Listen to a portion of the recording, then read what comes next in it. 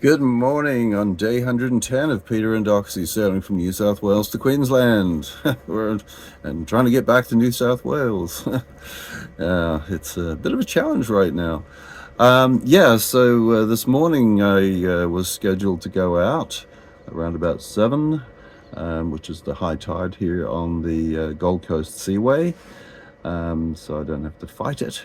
But anyway, yeah, press the start button on the engine, click, click. Like, well, that's no good, is it? And then I started smelling smoke. It's like, that's really not good. So yeah, I came down and why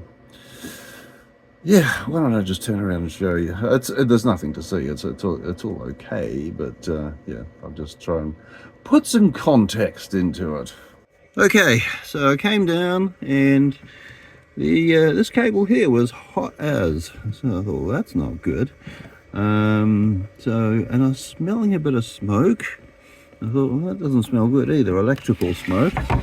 So let's pull that over there for now. So yeah, I opened up the engine compartment, or the engine room as the light says, and it was absolutely full of smoke. It's like, holy moly. So yeah, that was kind of scary. So opened everything up, put my little portable fan onto it just to try and get it out of there, and then I had to track down where the problem was. And doing boat yoga is one of my personal favorites, you know. So I tracked down the short to on the side here, and you're not going to see very much, and I'm not going to put the camera in there anyway very well. So anyway, I saw was two cables close together, and one had obviously arced across to the other by the looks of it.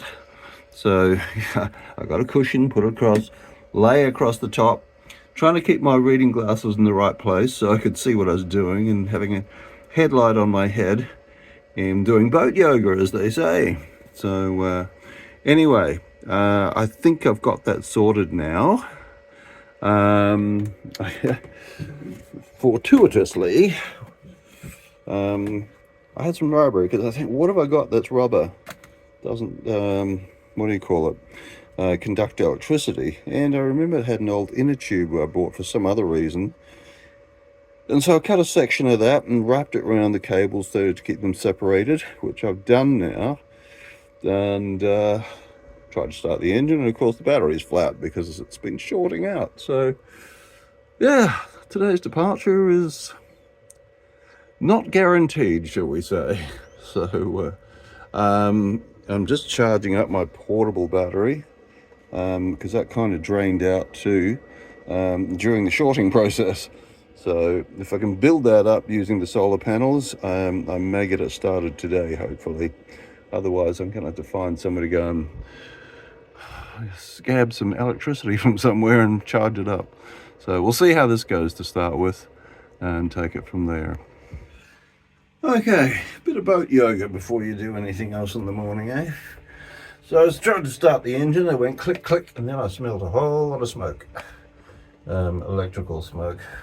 So forgive the angle, and I think I've got it in camera.